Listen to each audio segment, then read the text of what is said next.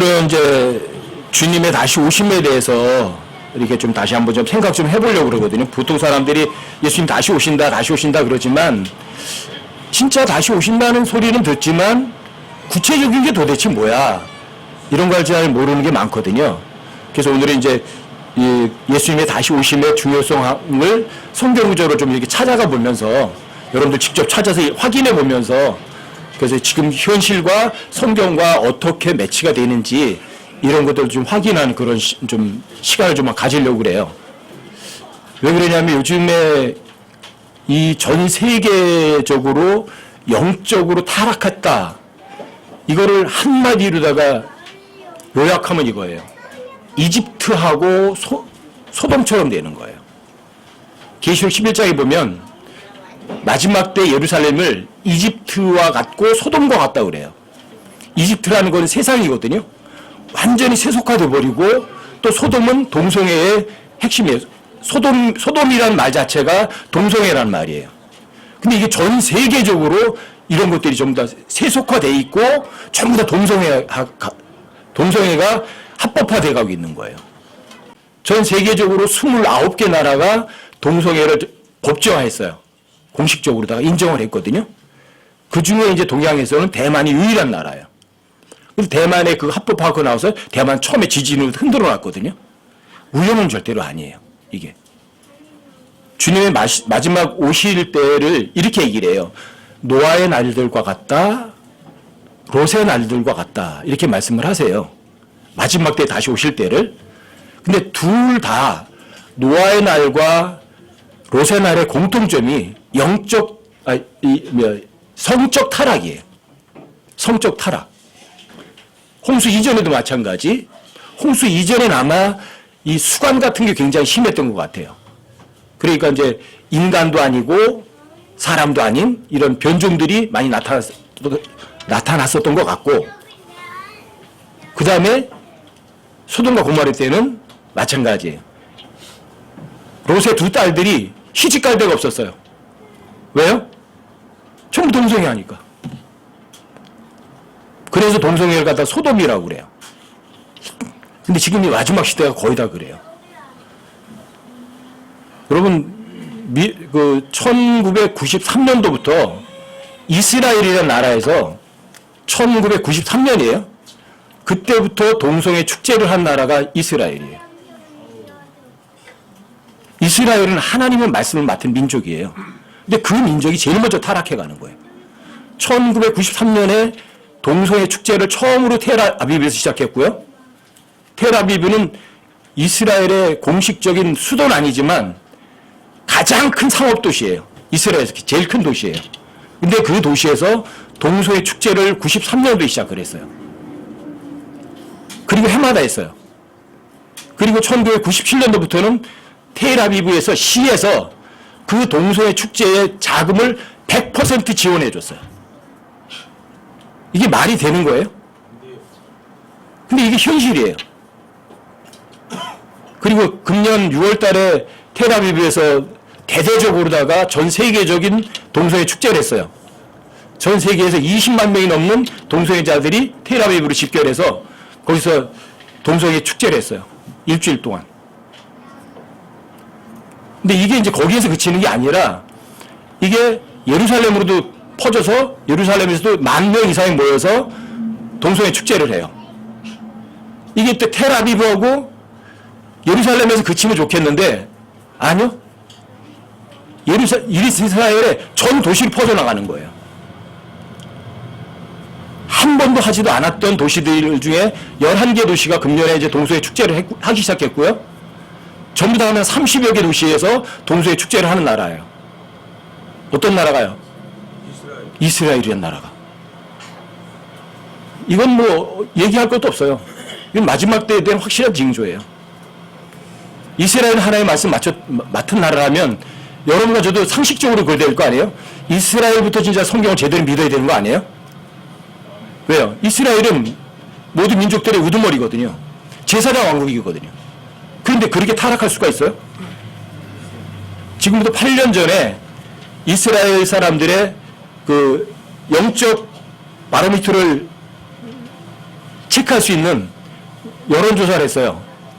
그래서 당신이 신의 존재를 믿는가 이런 걸 물었거든요. 그랬더니 이스라엘 사람들이에요.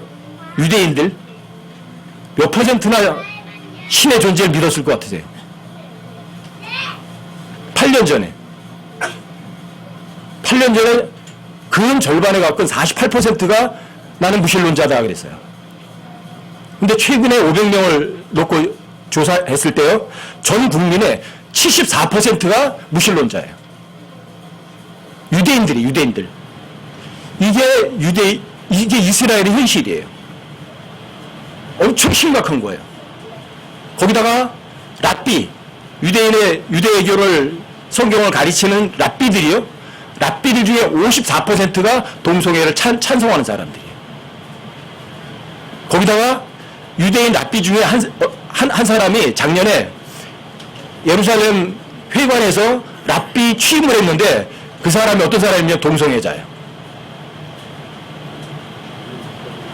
이 사람이 원래는 미국에서 랍비에 취임을 하려고 했는데 미국에 있는 유대인들이 동성애자는 랍비가 될 수 없다.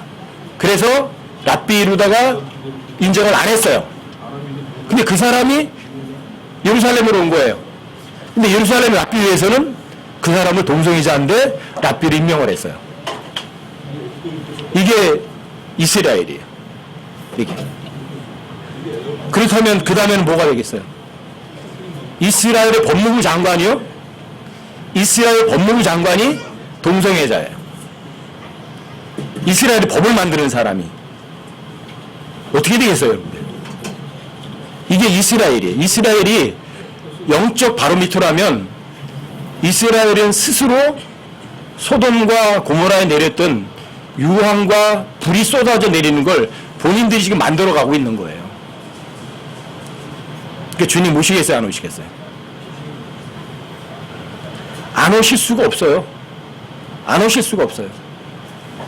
여러분 누가복음을 한번 보세요. 누가복음 17장을 잠깐 보고 가세요. 26절부터 30절까지 여기 제가 좀 읽어드릴게요. 노아의 날들에 이루어진 것 같이 사람의 아들의 날에도 그러하리라. 노아가 방주로 들어간 날까지 그들이 먹고 마시고 장가가고 시집가더니 홍수가 나서 그들을 다 멸하였느니라. 마찬가지로 롯의 날들에도 그와 같았으니 그들이 먹고 마시고 사고 팔고 심고 건축하였으되 롯이 소돔에서 나간 바로 그날에 하늘로부터 불과 유황이 비오듯 내려 그들을 다 멸하였느니라. 사람의 아들이 나타난 날에도 그와 같으리라. 이게 성경에서 얘기하는 노아의 날, 롯의 날들이에요. 사람들이 먹고 마시고 시집가고 장가가고 건축도 하고, 그런데 롯은 구원받았지만 세속적인 사람이었어요. 그렇지만 하나님께서 그 롯은 의로운 사람이라고 하셨거든요. 성경을 제대로 믿고 살지는 않았어요. 하지만 구원은 받았어요. 근데 구원받았는데 롯을 끌어내는 그날 끌어내고 불이 쏟아졌어요. 이게 여러분과 제가 성경대로 잘 못 살아도 하나님께서 여러분과 저는 대환란에서 건져내시고 그 다음에 환란이 시작돼요. 그 바로미터가 바로 이스라엘이거든요. 그럼 마태복음 24장에도 가보세요. 36절 37절 보면 보세요. 36절 37절 여기도 제가 읽어드릴게요. 그러나 그날과 그 시각은 결코 아무도 알지 못하나니 하늘의 천사들도 알지 못하고 오직 내 아버지만 아시느니라. 오직 노아의 날들과 같이 사람의 아들이 오는 것도 그러하리라. 그날 그 시는 몰라요. 하지만 여러분과 제가 알 수 있는 건 시즌을 알아요. 계절 정도는 알아요. 근데 여러분들이 여러 가지 징조를 보면 아, 주님이 오실 때는 거의 됐구나, 이런 거는 충분히 알 수 있죠. 여러분 요한복음 14장 3절도 한번 보세요. 요한복음 14장 3절.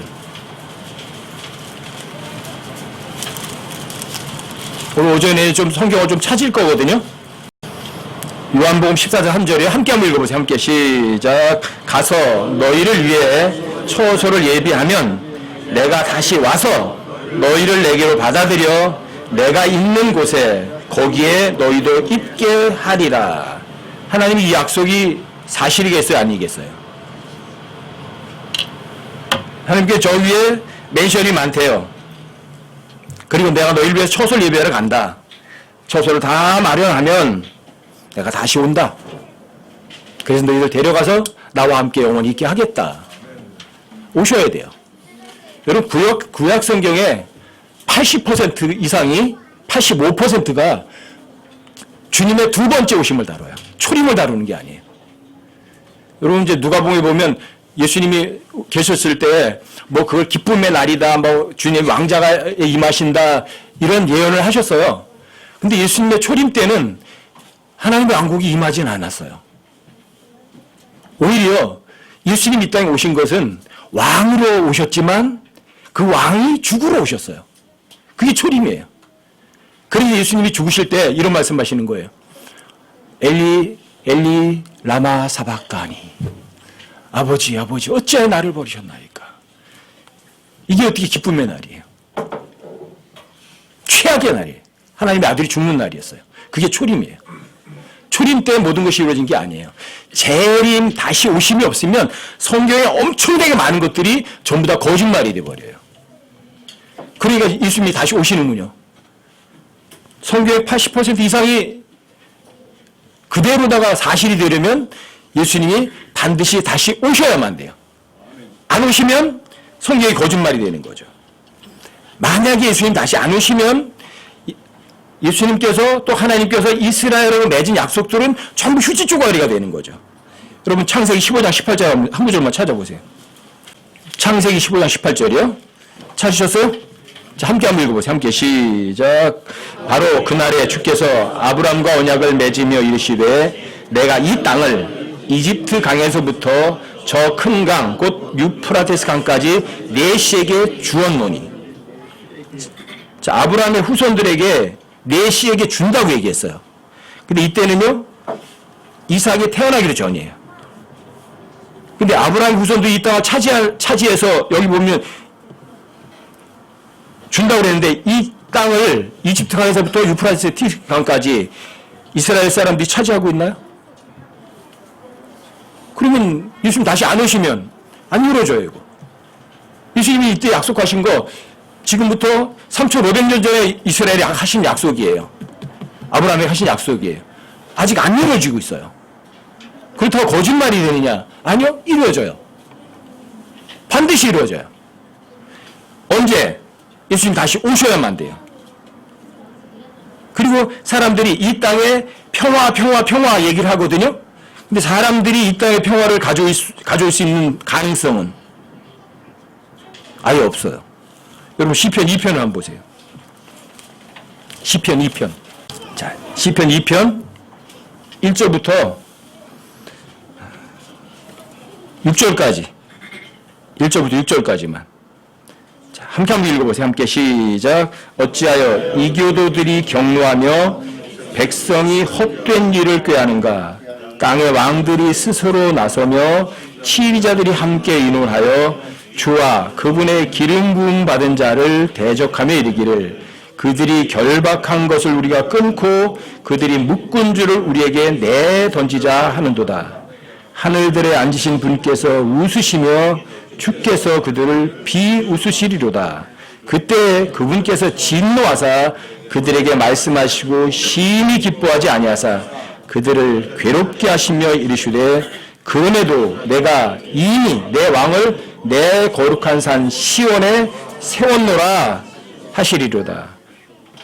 여러분 2장 1절부터 4절까지는 무슨 얘기냐면 모든 민족들이 하나로다가 손을 모아서 하나님을 대적하자, 세계 평화를 이루자 이러는 거예요.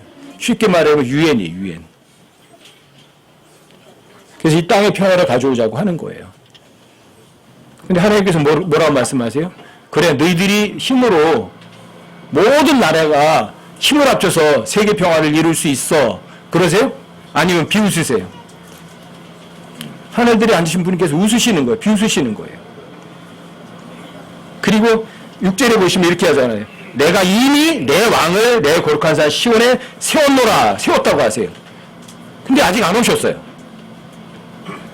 예수님 이 땅에 오시면 평화의 도시라는 예루살렘에서 평화를 소유하시고 평화의 왕께서 통치하세요.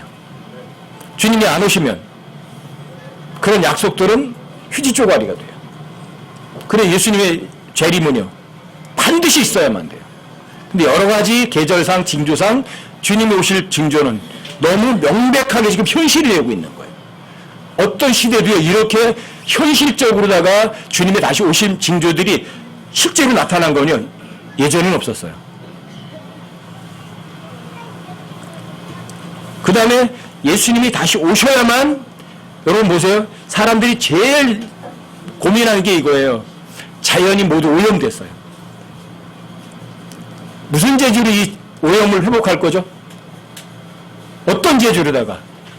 예수님이 다시 오시지 않으면 이 땅의 자연은요, 인간의 힘으로는 정상으로 돌릴 수 있는 방법은요, 아예 없어요. 특히 방사능 오염 같은 거는요, 그건 인간의 힘으로 어떻게 할 수가 없어요. 한 번 오염되면 그게 몇천 년, 몇만 년이에요. 무슨 재주로다가 할 거예요. 근데 그런 거는 말도 안 해요. 보통 사람들이 후쿠시마 원전 사태 뭐 얘기하거든요. 그게 바닷물로 엄청나게 퍼져나가는데 그거에 대해서 매스컴이나 누구도 알려주질 않아요. 거기서 나오는 농산물이 굉장히 위험한데 그 농산물을 그대로 또 유통이 돼요. 왜요? 사람들은 돈벌이가 목적이거든요. 그 눈에 보이지도 않고 당장 나타나는 것도 아니니까. 그런 엄청난 자연적인 재오염을 인간들이 회복시킬 수 있는가? 아니요, 불가능해요. 로마서 한번 보세요. 로마서 8장 19절. 로마서 8장 19절부터 21절까지요. 여기를 함께 한번 읽어보세요. 함께 시작. 창조물이 간절히 기대하며 기다리는 바는 하나님의 아들들이 나타나는 것이니라.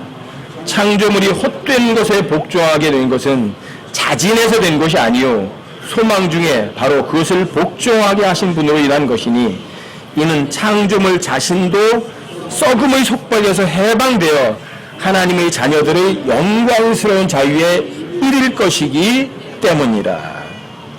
아직 모든 만물들이 회복이 되어서 영광스러운 모습으로다가 변화되지는 않았어요. 이 오염이 깨끗하게 되려면 예수님이 다시 오셔서 이 만물을 회복하시는 방법 외에는 방법은 없어요. 그래서 여기 보면 모든 창조물들이 하나님의 아들들이 나타나는 걸 간절히 기다리는 거예요. 옛날에 산에 가면 제가 저희 포천 일동에서 채석장 할 때 거기 전기를 끌기 전에 그 계곡에, 복골 계곡에 가재가 참 많았어요. 그래서 올라가다가 차 세워놓고 거기서 돌들 치면서 가재들 잡고 그랬거든요. 그러다가 기름 쓰는 게 너무 힘들고 그러니까 전기 끌자 그래서 전기를 끌었어요, 거기다가. 그래서 컴프레셔 돌리려고 전기를 끌었는데 이상하게 다니면서 보니까 가재가 없어요. 왜 없지? 그 많던 애들이 어딜 갔지? 나중에 알았어요. 전기를 계곡보다 전기가 지나가면 얘네들이 사라져버려요. 서식을 못하는 거예요. 근데 걔들이 말을 못해서 그렇지 얼마나 하나님께 뭐라 그랬겠어요. 하나님, 인간들이 이렇게 전기를 끌어가지고 우리를 완전히 살 장소가 없게 만들어 이럴 거 아니에요. 얼마나 고통스럽겠어요, 그게. 그리고 얼마나 주님의 오시길 기다리겠어요, 걔네들이.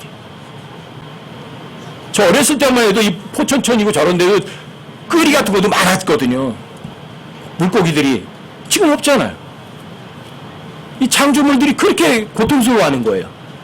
주님 다시 오셔야만 다 원위치로 회복이 돼요. 주님 안 오시면 이 오염을 확실하게 정결케 하는 방법은 없어요. 이 성경이 얘기하는 거예요. 주님 오셔야만 돼요. 자연의 회복 없어요. 예수님 다시 안 오시면 여러분 가지가 주님 앞에 상속, 보상도 못 받아요. 주님 반드시 오셔야만 돼요. 여러분과 제가 주의 만찬하죠. 주의 만찬하죠. 여러분 고린도서 11장 26절에 뭐 이렇게 써 있잖아요. 너희가 이 빵을 먹고 이 잔을 마실 때마다 주의 죽으심을 그분께서 오실 때까지 보이기 때문이라. 언제까지요? 주의 만찬하는 게 언제까지예요? 주님 오시는 거를 여러분들이 기억하고 그 주님 오실 때까지 주의 만찬하는 거예요. 주님 다시 오시면 주의 만찬 안 해요.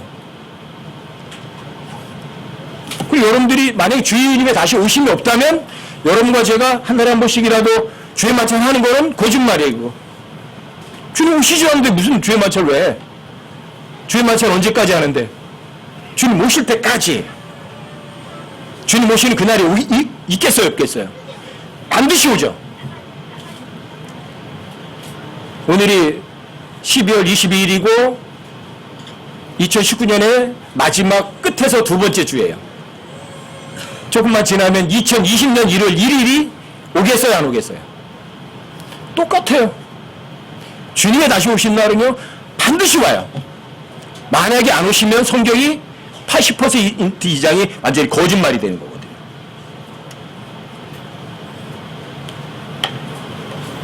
그리고 주님이 다시 안 오시면 제가 계속 쩔뚝쩔뚝거리고 맨날 다녀야 돼.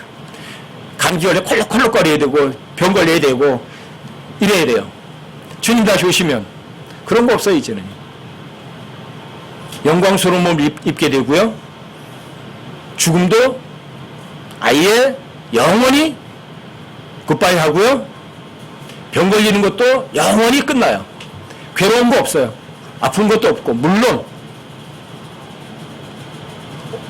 그것이 현실이 되려면 예수님이 다시 오셔야만 돼요. 예수님이 만약에 안 오신다면 여러분과 저는요, 이 세상에서 가장 불쌍한 사람이에요. 실제적으로다가 이스라엘을 위해서 주님의 다시 오신 표적들을 실제로 한번 살펴볼게요. 여러분 누가복음 21장 하나 찾아보세요. 누가복음 21장이요? 누가복음 21장 29절부터 33절까지요. 여기도 함께 한번 읽어보세요. 함께 천천히 함께 시작. 또 그분께서 그들에게 한 비유를 말씀하시되 무화과 나무와 모든 나무를 보라. 그것들이 싹을 내면 너희가 보고 이제 여름이 가까이 온 줄을 너희 스스로 아나니 그런즉 이와 같이 이런 일들이 일어나는 것을 볼 때에 하나님의 왕국이 가까이 온 줄을 너희가 아느니라. 진실로 내가 너희에게 이르노니 이 세대가 지나가기 전에 모든 것이 성취되리라. 하늘과 땅은 없어지겠으나 내 말들은 없어지지 아니하리라. 하나님께서는 이제 이스라엘을 나무에 비유를 하세요. 영적으로다가는 올리브 나무에 비유를 하시고요. 여기 이제 민족적으로다가는 올리브 나무, 여기 이제 무화과 나무에 비유를 하세요. 인간적으로다가 이 무화과는 이 사람들의 의거든요. 이 무화과 나무. 이스라엘이 선민이지만 하나님의 말씀을 믿지 않는 민족이에요. 여러분 오전에 잠깐도 말씀드렸지만 이스라엘에 그렇게 동성애 축제가 세계에서 가장 많이 열린 나라라는 것은 영적인 나라예요? 아니면 완전 육적인 나라예요? 완전 육적인 나라예요. 그 육적인 나라가 민족이 회복이 돼요. 나라가 건설이 돼요. 그 무화과 나무가 싹을 내요. 여기 보면 여름이 가까웠다 그러죠? 여름이란 말을 히브리 말로 키츠라고 그래요. 키츠. 근데 시대의 끝이란 단어가 키츠예요. 키츠. 끝. 키츠. 여름. 키츠. 여름이 가까웠다. 뭐가 가까웠어요? 끝이 가까웠다. 우연한 단어가 아니에요, 이게. 이스라엘이 지금 현재 나라는 나라로, 민족적인 나라로 형성이 되어 있어. 이건 아무도 부인 못해요. 그래서 1948년에 이스라엘이 독립했을 때 성경을 믿는 사람들이 초긴장 상태에 빠진 거였어요.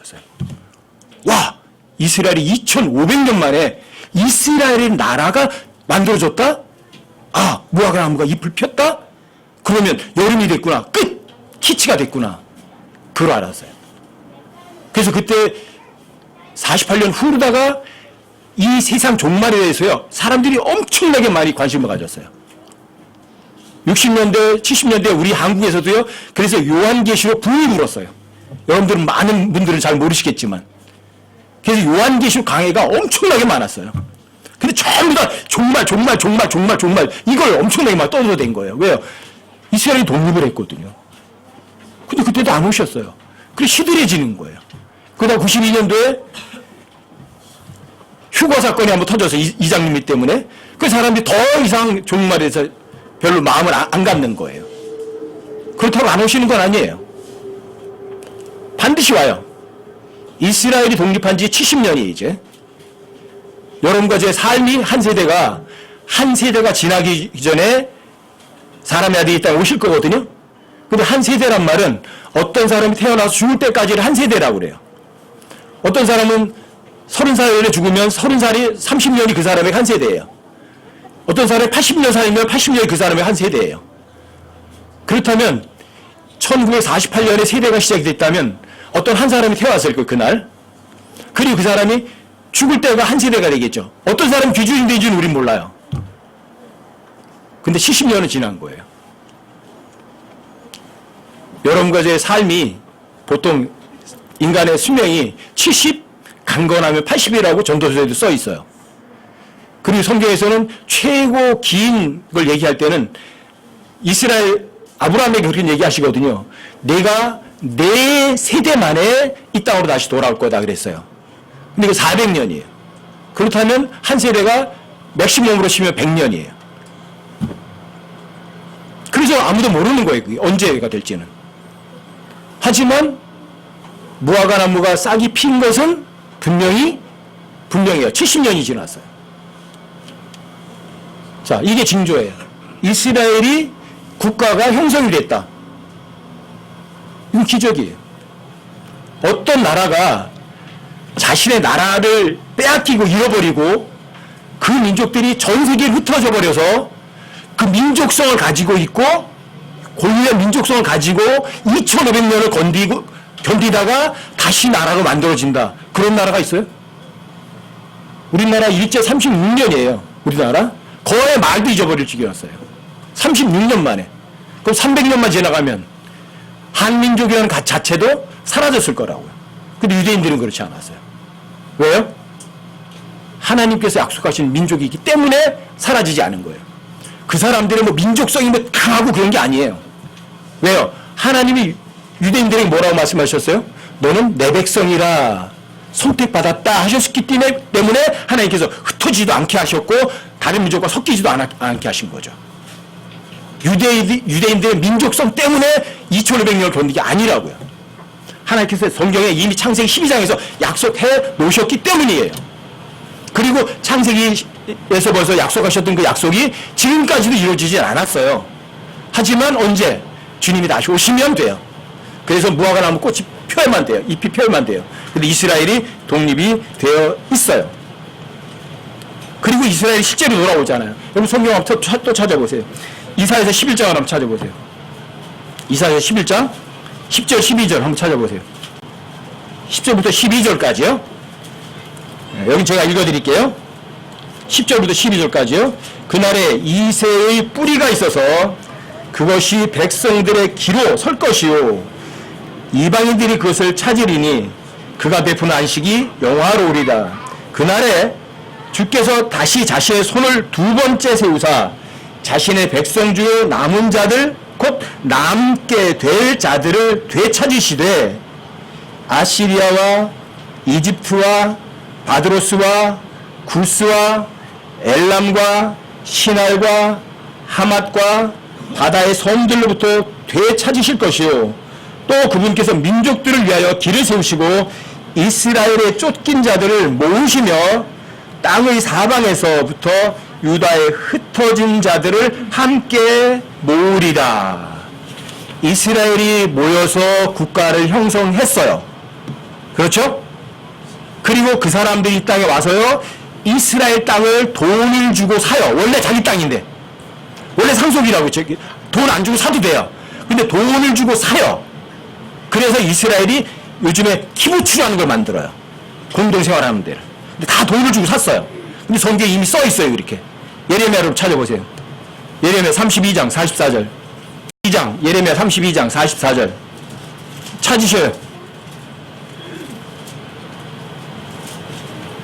그냥 뭐 이스라엘이 이렇게 됐더라 이렇게 얘기 듣는 것하고 여러분들이 성경 구조를 찾아서 확인하는 것하고는 달라요.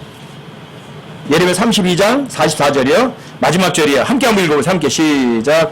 사람들이 베냐민 땅과 예루살렘 주변 초소들과 유다의 도시들과 산지의 모든 도시들과 골짜기의 도시들과 남쪽의 도시들에서 돈을 주고 밭들을 사며 증서들을 써서 봉인하고 증인들을 세우리니 이는 내가 그들의 포로된 자들을 돌아오게 할 것이기 때문이니라. 주가 말하노라. 여기 포로된 자들을 돌아오게 해서 여기 보면 뭐 베냐민 주변에 예루살렘 주변에 유다의 도시들에게 산지의 도시들 골짜기의 도시들 남쪽의 도시들을 돈을 주고 밭들을 산다고 되어 있어요. 돌아온 사람들이 이스라엘 사람들이요 결코 땅을 돈을 주고 사고 팔지 못하게 되어 있어요. 왜요? 자신들의 상속 유업은 희년이 되면 다 그냥 돌려받는 거기 때문이에요. 근데 희한하게도 여기 돈을 주고 산다고 되어 있어요. 여기 보면 포로된 자들이 돌아오게 할 것. 그러면 포로된 자들이 돌아온 다음에는 돈을 주고 산다는 얘기예요. 실제로 이스라엘은요, 이스라엘 사람들이 돌아온 사람들이 돈을 주고 땅을 사서 거기에다가 키부츠라는 공동 생활 터전을 마련을 하고 있어요. 실제 돈을 사요. 근데 이미 예레미야에서 이렇게 기록이 되어 있는 거죠. 그럼 이 이스라엘 사람들이 어디에서 어떻게 돌아올 것인가 그것도 다 기록이 되어 있어요. 자, 이사야서 43장도 찾아보세요. 여기 이제 이스라엘 백성들을 다 부르시는데 그 순서까지도 써 있어요. 이사야 43장 5절 6절이요. 여기도 함께 한번 읽어보세요. 함께 시작. 두려워하지 말라. 내가 너와 함께 하느니라. 내가 네 씨를 동쪽에서부터 데려오고 너를 서쪽에서부터 모으리라. 내가 북쪽에게 이르기를 내놓으라 할 것이요 남쪽에게 이르기를 붙잡아두지 말라. 내 아들들을 먼 곳에서 데려오고 내 딸들을 땅 끝에서 데려오리라 하니. 여기 이스라엘 백성들을 데리고 오시는 순서가 있어요. 첫 번째는 동쪽에서부터 데려와요. 동쪽. 이스라엘의 동쪽이요. 그래서 가까운 제일 먼저 돌아온 사람들이 터키에서 돌아왔어요. 예멘, 이라크, 이란 쪽에 있었던 유대인들이 제일 먼저 돌아왔어요. 우연일까? 가까우면서도 거기서 돌아왔어요. 두 번째, 아우슈비츠의 그 엄청난 마사에 죽고 나서 독일, 폴란드에서 돌아왔어요. 북쪽에서 돌아왔어요. 서쪽에서. 이제 이스라엘 서쪽이죠. 그리고 러시아에서 돌아왔어요. 북쪽에서요. 근데 러시아에 있는 유대인들을 러시아가 보내주지 않으려고 했어요.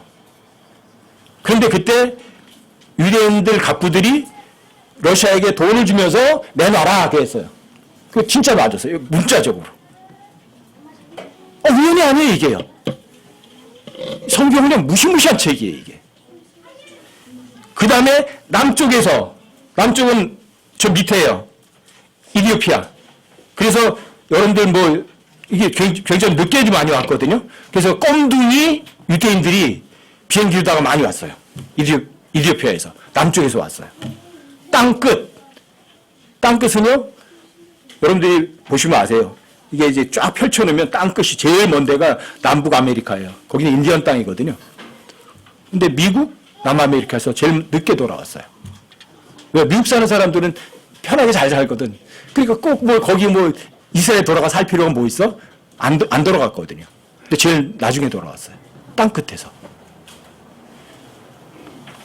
성경은 여러분들이 믿든 안 믿든 성경은 문자 그대로 얘기하는 책이에요. 이스라엘에서 가장 먼 곳이에요. 거기는. 남북 아메리카는. 근데 거기 실제적으로 그쪽에서 제일 나중에 돌아왔어요. 이게 엄청난 책이에요, 이게. 다음에 여러분 스바냐서를 한번 보세요. 스바냐서 3장. 스바냐서. 소선지서 찾으려면 어렵죠. 스바냐서 3장이요. 8절 9절 한번 보세요. 8절 9절이요. 8절 9절 여기도 함께 한번 읽어보세요. 천천히 시작. 주가 말하노라. 그러므로 내가 일어나서 그 탈취물에 이르는 날까지 너희는 나를 기다리라. 내가 왕국들을 모으려고 민족들을 모아서 그들 위에 내 경로 곧 내 모든 맹렬한 분노를 부으려고 결심하였나니 온 땅이 내 질투의 불에 삼켜지리라. 그때에 내가 그 백성에게 순수한 말을 돌려주어 그들이 다 주의 이름을 부르며 한 마음으로 그를 섬기게 하리니. 여기 이제 8절은 뭐냐면, 자, 유엔을 하나로 모으겠다는 거죠. 온 세상의 민족들을 하나로 모아서 하나님께 질투의 불을 거기다 한 번에 쏟아버리시겠다고 약속하시는 거예요. 근데 그럴 때 9절 보시면 내가 그 백성에게, 그 백성이 누구예요? 유대인들에게, 여기 pure language예요. 순수한 말을 돌려준대요. 유대인들은 각자 있는 곳에서, 폴란드에서는 폴란드 언어로 다 썼고요. 미국에서 영어를 썼고요. 각 지방 언어로 다 썼어요. 근데 순수한 히브리 말만 가지고 사용할 수 있는 기회를 주시는 거예요. 순수한 랭귀지를 돌려주세요.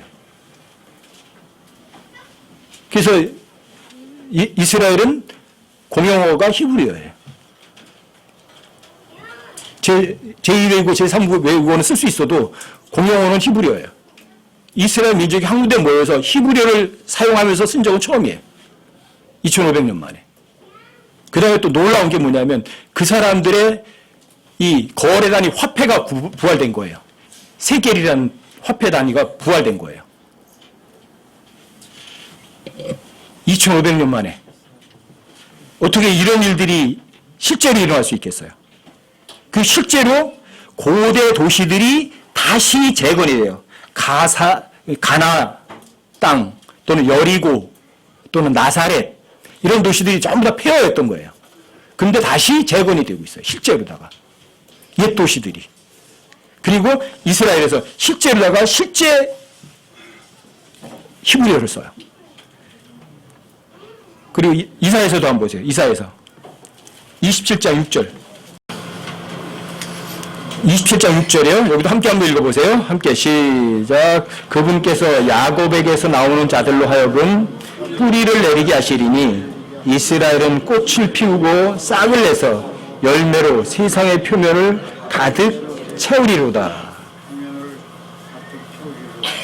이스라엘 땅이 비옥하게 되고 있어요. 이스라엘 땅이 1931년도에 1년 총 강수량이 53mm였어요. 1931년도에. 근데 지금은요, 10배 이상 늘어나가지고 500mm, 600mm씩 늘어났어요. 그리고 관계시설을 싹 해놔가지고요, 모든 땅에 풀들이 다 돋아나는 거예요. 그런 것들도 이미 성경에 써 있어요. 여러분, 이사야서 58장을 가보세요. 이사야서 58장 11절. 이사야서 58장 11절 12절이요. 찾으셔요? 여기도 함께 한번 읽어보세요. 함께 시작. 또 주가 너를 항상 인도하여 가뭄 속에서도 내 혼을 만족시키며 내 뼈를 기름지게 하리니 너는 물된 동산 같겠고 물이 끊어지지 않은 물샘 같으리라. 또 내게서 나올 자들이 오래되고 폐허가 된 곳들을 건축하며 너는 많은 세대들의 기초들을 일으켜 세우시리니 사람들이 너를 일컬어 무너진 곳을 보수하는 자라 하며 거할 수 있도록 행로들을 복구하는 자라 하리라. 오래되고 폐허된 곳들을 다시 건축하고 보니까 물을 댄 동산처럼 물이 끊어지지 않을 거라고 하고 그 다음에 땅의 소출들이 많이 늘어날 거라고 돼 있어요. 실제로 그래요. 이스라엘 땅이. 이스라엘 사람이 돌아오기 전에는 이스라엘 땅이 완전히 황무지였어요. 아무것도 없었어요. 그런데 그 황무지 땅에 관계수로 다 해놔가지고 나무들이 다 생겼어요. 지금 키부츠라는 그 농장이 그 완전히 그냥 황무지가 나무들로 가득 차고 오렌지, 올리브 기름으로다가 엄청나게 많이 번성하고 있는 거예요. 이런 일이 있을 거라고 상상도 못했던 거죠. 근데 성경에는 이미 써 있어요. 그런 일들이 이미 있을 거라고. 그리고 뭐 이제 스가랴서나 이런 데 보면 이스라엘은 원래 왕국이에요. 그렇죠? 근데 이스라엘이 민주국가가 될 거라고 써 있어요. 그래서 이스라엘은 총독이 다스리는 국가예요. 원래 이스라엘은 킹덤 왕국이거든요. 우연이 아니에요, 이게. 이스라엘은 왕국으로다가 다스려줘야지 총독이 다스리는 국가가 되면 안 되는 거거든요. 성경에 의하면. 그런데 스가랴에서 그런 것들 써 있고요. 또 이 약속의 땅을 여러분들이 마태복음 24장에 보면 여러분들이 전쟁과 전쟁의 소문을 들을 것이나 이런 얘기가 나오죠. 근데 그 마태복음 24장에서의 문맥은요, 유대인들에 관한 문맥이거든요. 문자적으로는 그 유대인들이에요. 세계적 전쟁 얘기하는 게 아니에요, 거기에는. 근데 실제로다가 이스라엘에게 전쟁 소문이 계속 있어 왔어요. 1948년에 독립하면서 6.1 전쟁을 통해서 뭐 일주한 전쟁, 사막 전쟁, 여러 가지 전쟁을 통해서 이스라엘은 전쟁의 소문 속에서 살아오는 거예요. 지금도 마찬가지. 문자적이에요.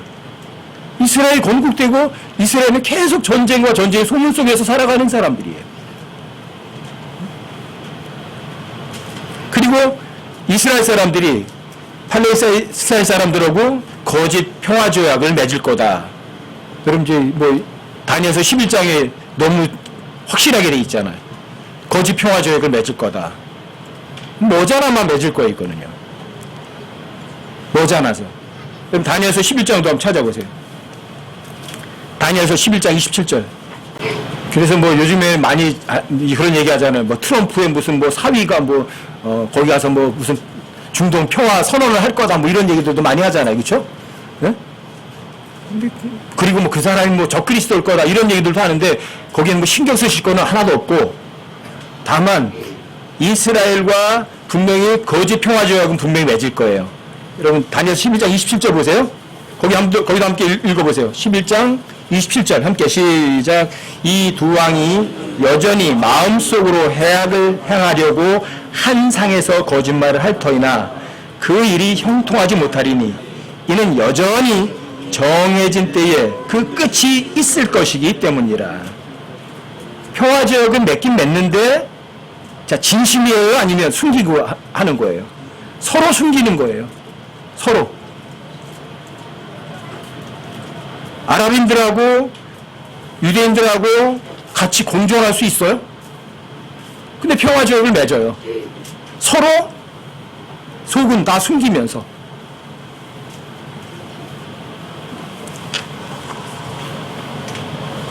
이게 현실이에요, 이게.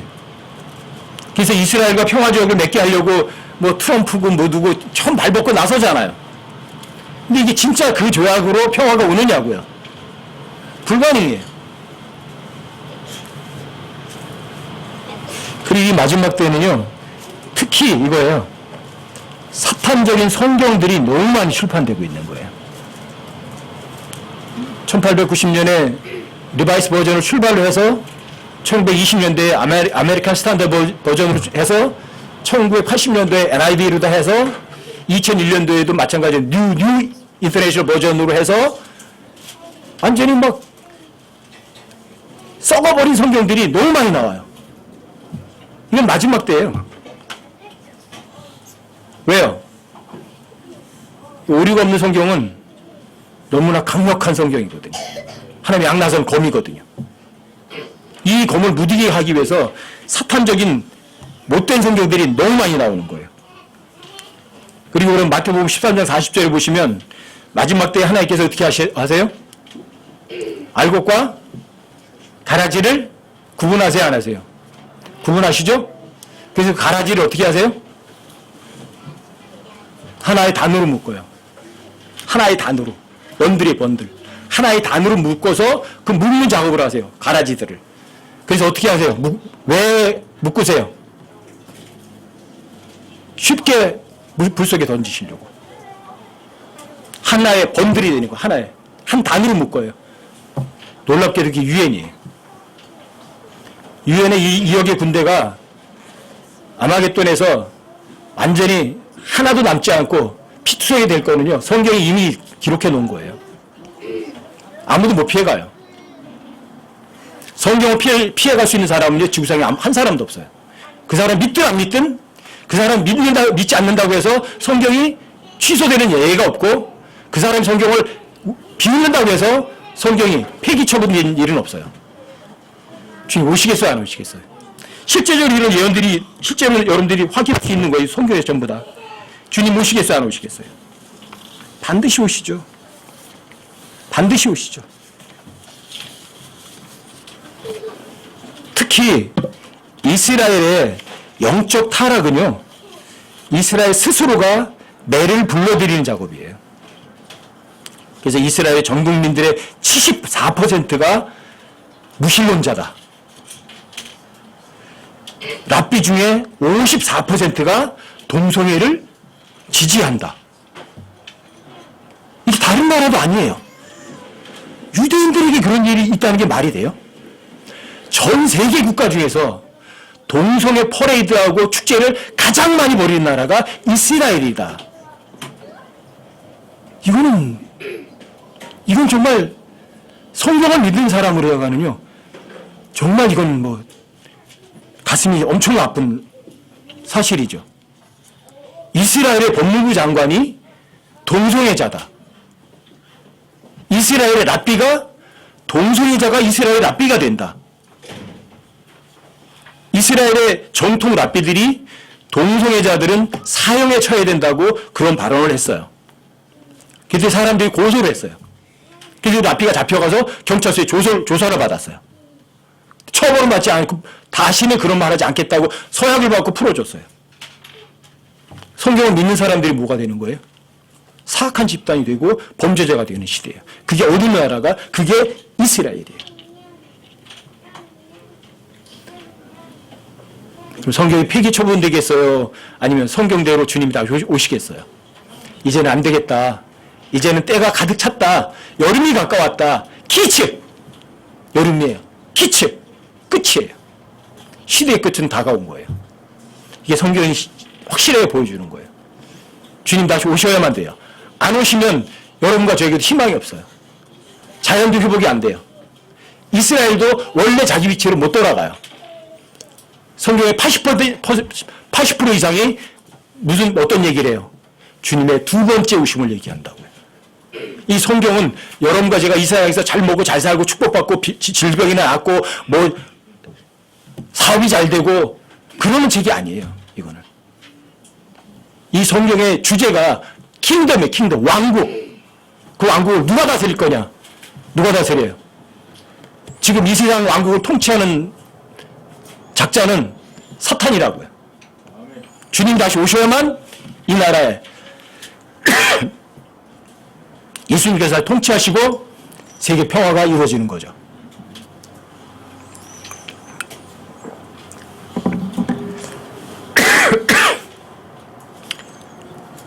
여러분과 제가 성경의 예언을 믿고 또 주님의 오심을 고대하는 그런 사람 되시길 바라요. 그래서 오늘 좀 시간이 좀 많이 가더라도 여러분들 성경을 많이 찾아드린 거예요. 성경 예언은 기록된 그대로 성취돼요. 70억이 안 믿어도 성경은 그대로 돼요. 저는 70억이 다 안 믿는다고 해도 저 혼자 믿을 각오거든요. 여러분들도 그러시기 바라요. 주님이 곧 오세요. 왜요? 그렇지 않은, 만약에 주님이 안 오신다면 성경의 예언 약 700가지가요 무효가 돼버려요. 근데 주님의 약속이 무효될 리는 그 확률은 0%예요. 주님의 오심에 모든 것을 걸고 이 땅에 소망을 두지 않고 오직 주님의 다시 오심에만 모든 마음을 쏟는 여러분과 제가 되시기 바랍니다.